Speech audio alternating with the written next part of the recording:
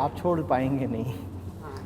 आप ये जो भरोसा रख के चल रहे हैं कि मैं छोड़ दूंगा, उसमें पहले ये भरोसा निहित है कि मैं जाता हूं रोज नौकरी करने। आप रोज नौकरी करने जाते नहीं हो, रोज आपसे नौकरी हो जा रही है, आप शामिल नहीं हो उस निर्णय में। मैं कर रहा हूं और मेरे द्वारा हुआ जा रहा है, बिना मेरे होश के, बिना मेरी सहमति के। इन दोनों बातों में जमीन आसमान का अंतर है। इस मुगालते में मत रह जाइएगा कि आप जो कुछ करते हैं आप करते हैं, आप कर नहीं रहे। वास्तव में अहंकार की दुनिया में भी बड़ी निर्विकल्पता होती है, वहां भी आपसे बस हो जाता है। अभी नींद आ जाए आप झूम जाएंगे। अब आप सो रहे हैं या सोना हो गया, और इन दोनों बातों में अंतर है। बोलिए, कोई आपको आगे दो चार बातें बोल दे, आप लाल हो जाएंगे, चेहरा बिल्कुल सुर्ख हो जाएगा। आप क्रोधित हो गए या क्रोध चढ़ गया, इन दोनों बातों में अंतर है। तो ये बहुत ध्यान से सुन रहे हैं। तो ये भाव तो अपने भीतर रखिए ही मत कि मैं जाता हूं दफ्तर और एक दिन ऐसा आएगा जिस दिन मैं निर्णय करूंगा कि छोड़ना, और छोड़ दूंगा। आप जाते नहीं हैं, आप विवश हैं, आपको जाना पड़ता है। जैसे आपको जाना पड़ता है वैसे ही आपको जाना पड़ता रहेगा। ये मात्र कल्पना है कि आप कहें कि एक दिन छोड़ दूंगा। इसीलिए मैं एक बात अपनी सीख में 100 बार और जोर दे देकर कहता हूं, तथ्यों में जियो, कल्पनाओं में नहीं। यह बहुत सुंदर उदाहरण है। तथ्य क्या है कि आप रोज दफ्तर जा रहे हो, लेकिन आप उस तथ्य में जीना नहीं चाहते। आप इस कल्पना में जीना चाहते हो कि मैं तो एक दिन छोड़ दूंगा। और आप देख रहे हो ये आपने अपने आप को कितनी जबरदस्त तरीके से धोखे में डाल रखा है।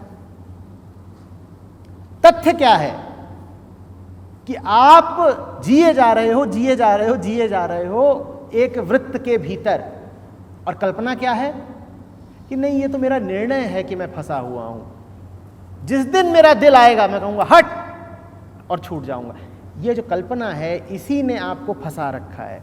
आप इस तथ्य से रूबरू तो हो जाइए कि आप गुलाम हैं, कि आपकी विवशता है, मजबूरी है। आप रोज दफ्तर जाते नहीं हो, दफ्तर चढ़ बैठता है आपके ऊपर, वो विवश करके आपको खींच लेता है। आप इस तथ्य से रूबरू नहीं होना चाहते।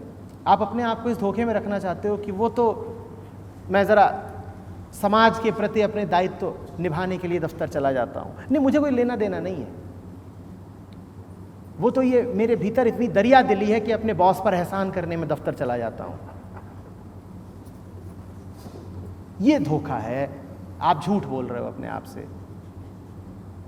हिम्मत नहीं है हमारी कि हम अपने वृत्तों को तोड़ दें, अपने ढर्रों से बाहर आ जाएं। हिम्मत नहीं है, लेकिन हम कल्पना कर करके अपने आप को धोखा देते रहते हैं। हम अपने आप को ये बोलते रहते हैं ना, कर्म से मैं भले ही गुलाम दिखता हूं, लेकिन विचार से तो मैं उदात्त हूं ना। ये जो विचार है ये बड़ा झूठ है। विचार की बात मत करना कभी, नीयत की बात मत करना कभी। ये दिखाओ कि जिंदगी कैसी जी रहे हो। तुम्हारी जिंदगी ही तुम्हारी सच्चाई है। जिंदगी के तथ्यों पर आओ। अपने सुंदर, विशाल, परिष्कृत विचारों की बात हटाओ। ये जो लोग विचारों में जीते हैं इनसे बदबू आती है कि विचार तो बड़े ऊंचे ऊंचे और कर्म देखो तो घटिया, शून्य। कि कोई बातें तो इधर उधर की बढ़ चढ़ के करे, और उससे कहो जरा दिखाओ, जमीन पर दिखाओ कि जी कैसे रहे हो, कर क्या रहे हो, तो उसके पास दिखाने को कुछ नहीं। ऐसे नहीं। अंशु बात समझ में आ रही है ना? बल्कि तब तुम्हारे ये जो विचार हैं और विचारों की जो ऊंचाई है, उड़ान है, ये और ज्यादा तुम्हें कुत्सित और कुरूप दिखा देती है। ये तुम्हारे धोखे को और ज्यादा विभत्स तरीके से सामने ला देती है कि बातें तो बड़ी बड़ी इधर की उधर की, और हरकत देखो, काम देखो, काम कैसे हैं। मेरी दृष्टि में तुम कौन हो इसका निर्णेता सिर्फ और सिर्फ तुम्हारा जीवन है, तुम्हारे काम, ना तुम्हारी भावनाएं, ना तुम्हारे विचार। जीवन दिखाओ, जीवन। जीवन। पर हम कहते हैं ना, जीवन मत देखिए, मेरे जज्बात देखिए,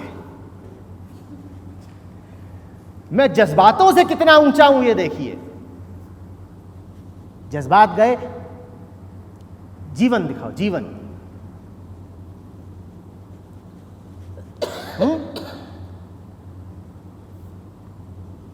आप लोगों से कह रहा हूं क्योंकि अक्सर हम लोगों के पास भाव बहुत होते हैं, जज्बात बहुत होते हैं।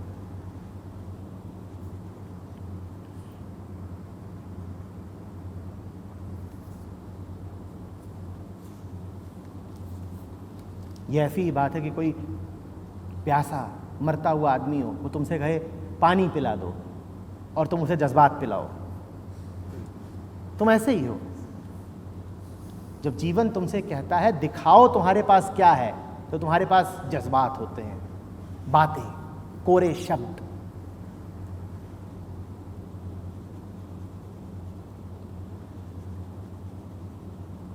बातें बहुत सारी होती हैं, ग्रंथ लिखवा लिए जाए। किसी ने दवाई मांगी, तुमने उसे कविता पिला दी, गजब कर दिया। कविताएं लिखवाने में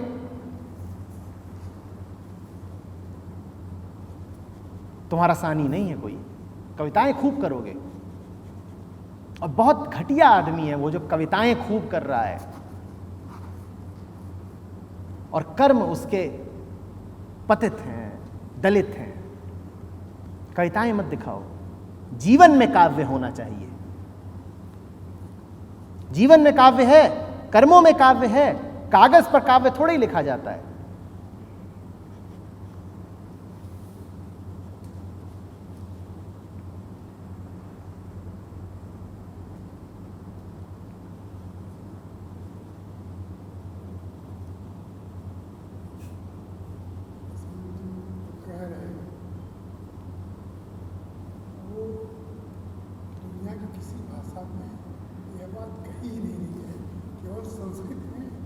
क्रिया को डिफाइन किया जाए, वो दो तरह से, एक परस्मयी पद, एक आत्मनेपद।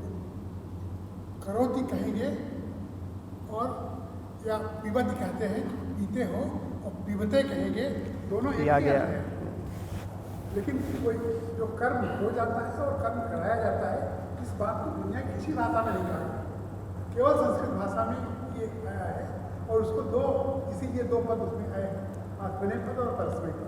और दोनों में जो क्रियाओं का रूप होता है अलग अलग होता है और उनकी व्याख्या भी अलग अलग होती है। तो काम तो वही है, पीना ही है, लेकिन पिबत कहने का मतलब है कि मैं पी रहा हूँ, और पिबते कहने का मतलब इससे अलग हो गया, पिलाया जा रहा है इससे। तो ये कह पाने के लिए फिर उस भाषा का जो आविष्कार है वो भी ऐसे लोगों द्वारा किया जाए ना जो चित्त की सूक्ष्मताओं को समझते हों। अब वैसे तो जो ये बात है वो अंग्रेज़ी में भी एक्टिव वॉइस और पैसिव वॉइस के माध्यम से आती है कुछ हद तक, लेकिन वहाँ भी जब आप कहते हैं कि I ate that versus that was eaten by me, तो दोनों को एक ही बात मान लिया जाता है। वो एक ही बात नहीं है, दोनों में बड़ा अंतर है।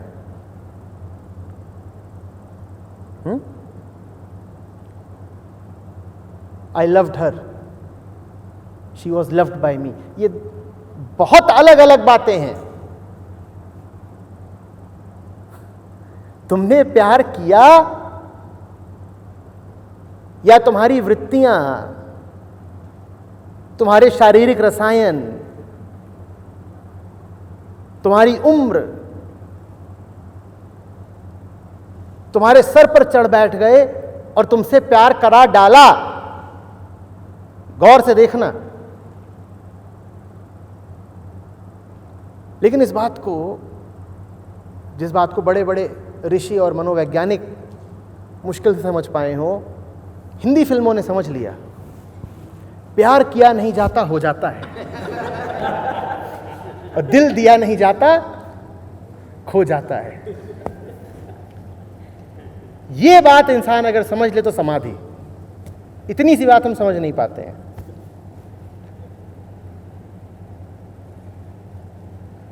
हमारे जीवन में कुछ भी किया नहीं जाता हो जाता है।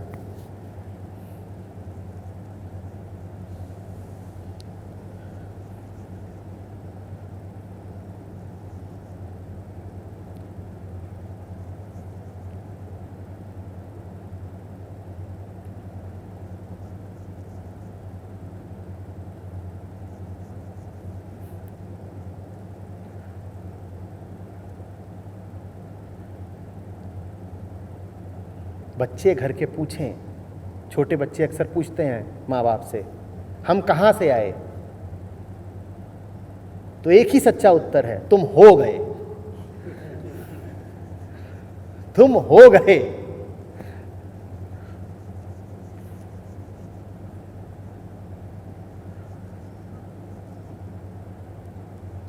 ऐसे हमारी शुरुआत होती है जी। हम आते ही ऐसे हैं कि हम हो गए। लो, बह रही थी नदी, बुलबुला उठ गया। अब क्या बोले कोई कि कहां से उठ गया, कैसे उठ गया? किसी ने किया थोड़े ही। इधर से लहर आई, उधर से लहर आई, ऊपर से हवा चली, उठ गया बुलबुला। जी, जैसे आप समर्पण की हम बात कर रहे थे, तो मतलब फिर समर्पण में भी कुछ करना नहीं है तो हो जाएगा। हो जाएगा अगर आप कमर कस के खड़े ना हो कि नहीं होने देना है। हो तो जाएगा, पर इतना विरोध हो हमारा तो कैसे होगा? होने हवाने की तो वास्तव में कोई आवश्यकता ही नहीं है। सब हो ही रहा है, सब तत्पर ही है। हमारा विरोध लेकिन बड़ा सघन है, बड़े हम अड़ियल लोग हैं, मानते नहीं।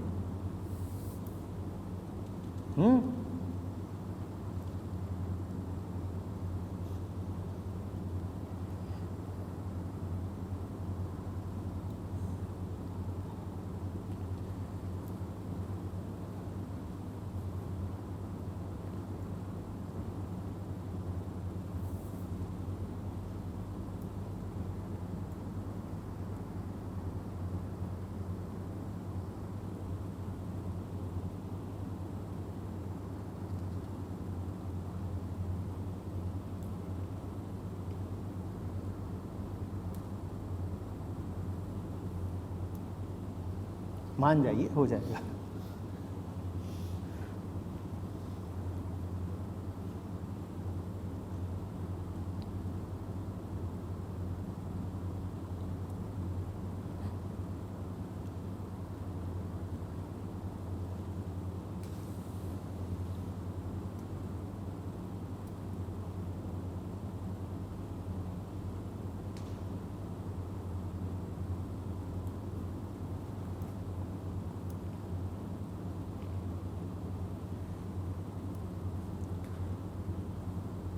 देखो, नहीं कर पाओगे समर्पण जब तक ये मान रहे हो कि तुम अपने जीवन के मालिक हो। जब तक तुम्हें लग रहा है कि जो कुछ तुम करते हो, जैसा तुम जीते हो, वो सब कुछ तुम्हारी रजामंदी से हो रहा है, तब तक तुम्हें यह भी लगता रहेगा कि जो काम तुम कर रहे हो उस काम को तुम ही रोक भी सकते हो। फिर समर्पण क्यों चाहिए? अगर तुम्हें ये लग रहा है कि तुम स्वेच्छा से दफ्तर जाते हो, तो तुम्हें फिर ये भी लगेगा ना कि तुम अपनी ही स्वेच्छा का उपयोग करके दफ्तर जाना रोक भी सकते हो। तो फिर रोकने के लिए भी तुम किसी पार की सत्ता का सहारा क्यों लोगे? सर क्यों झुकाओगे? पहले ये तो देखो कि अभी ही जो हो रहा है तुम उसमें प्यादे मात्र हो, कठपुतली जैसे हो। जब दिखाई देगा कि अभी ही तुम्हारे बस में कुछ नहीं, तब तुम्हारे मन से ये गुमान उतरेगा कि आगे का तुम्हारे बस में आ जाएगा। हमारी हालत उस गाड़ी के ड्राइवर जैसी है जो गाड़ी एक पहाड़ी ढलान पर बिना ब्रेक के ताबड़तोड़ भागी जा रही हो। नियंत्रण में वो किसी भी तरीके से है नहीं, लेकिन भरोसा हमें पूरा है कि हम ही तो चला रहे हैं इसको। जब तक तुम्हें पूरा भरोसा है कि तुम ही चला रहे हो, तुम ही कोशिश भी करते रहोगे उसको रोकने की, ये करने की, वो करने की। उसमें अगर किसी तरीके से सुविधा उपलब्ध भी है कि इजेक्ट, बाहर आ जाओ, तो तुम उस सुविधा का उपयोग करोगे नहीं। तुम कहोगे कोई खतरा है ही नहीं, सब कुछ नियंत्रण में है, इसको मैं ही तो कंट्रोल कर रहा हूं, अभी ये जैसे चल रही है मैंने ही इसको चला रखा है, और अगर मैंने ही इसको ऐसा चला रखा है जैसे ये चल रही है, तो थोड़ी देर में मैं ही इसका चलना बंद भी कर सकता हूं, गति को नियंत्रित भी कर सकता हूं। वो जो धोखा है कि मैं गति को नियंत्रित कर लूंगा या मैं अपने जीवन को अपने बस में कर लूंगा, वो धोखा प्रथमतया तुम्हारे इस झूठ से निकलता है कि तुमने अभी अपने आप को समझा रखा है कि फिलहाल जीवन जैसा चल रहा है तुम्हारी सहमति से और तुम्हारे नियंत्रण में चल रहा है। ये जो झूठ है, ये जो धोखा है, यही समर्पण न कर पाने का मुख्य कारण है। मानो कि स्थितियों के गुलाम हो, मानो कि बड़ा बेबसी का जीवन है, मानो कि कुछ भी तुम्हारी चाह में नहीं, यहां तक कि तुम्हारी चाह भी तुम्हारी चाह से नहीं। पहली बात तो जो होता है वो तुम्हारी इच्छाओं के अनुसार होता नहीं, और उससे भी बड़ी लाचारी ये है कि तुम्हारी इच्छाएं भी तुम्हारे अनुसार होती नहीं। यहां पे कोई ऐसा बैठा है जो अपनी इच्छा के अनुसार इच्छा कर पाता हो? है कोई ऐसा जिसका अपनी इच्छाओं पर बस हो? तुम्हारे विचार तुमसे पूछ के उठते हैं, तुम्हारी इच्छाएं, तुम्हारी कामनाएं तुमसे पूछ कर उठती हैं। इतनी बेबसी है हमारी। इसको देख लो और तड़प जाओ कि ये चल क्या रहा है। फिर समर्पण जरा आसान हो जाएगा। जब तक अपने आप को बाहुबली ही कहते रहोगे कि हम ही तो कर रहे हैं, गए गड्ढे में गिरे भो, मुंह काला, नाक से खून, और कह रहे हैं नहीं हमने ही तो किया, ये तो हमारी स्वेच्छा थी, सुबह सुबह हमने आयोजन करा था गिरने का, तो तब तक तुम अपने झूठ के ही गुलाम बने रहोगे।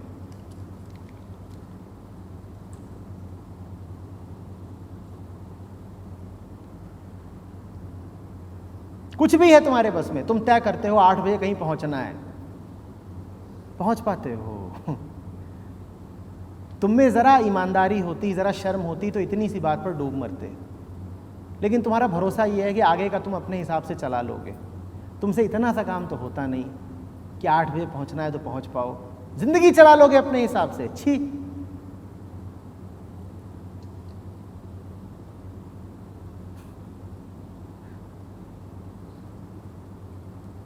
लेकिन ऐसा भरोसा है कि टूटता नहीं।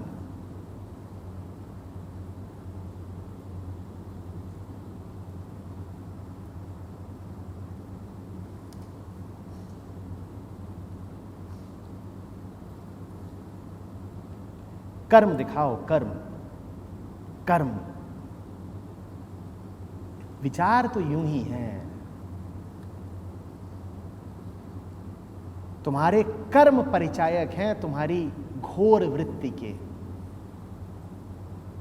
तुम्हारा मैं जहां पर बैठा है उसको अगर हकीकत में देखना है तो अपने जीवन को देखो, अपने कर्मों को देखो। विचार तो फसाना है। तुम अपनी एक धवल उज्जवल छवि रखना चाहते हो, उसके लिए तुम विचारों का सहारा ले लेते हो। तुम कहते हो मैं बड़ा अच्छा आदमी हूं, ये विचार है। तुम क्या हो वो जानना है तो जिंदगी को देखो।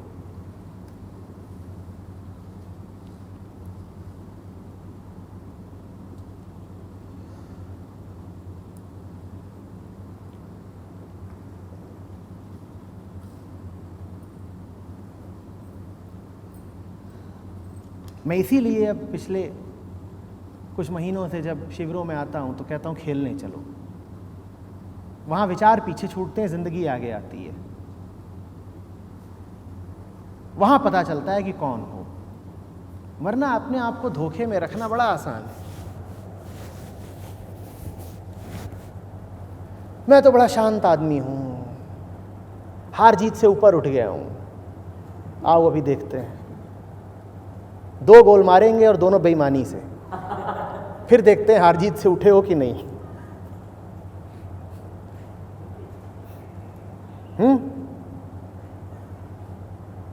हमें तो झेल सकते हो, हमारी बेईमानियों को झेल के दिखाओ तो बताएं।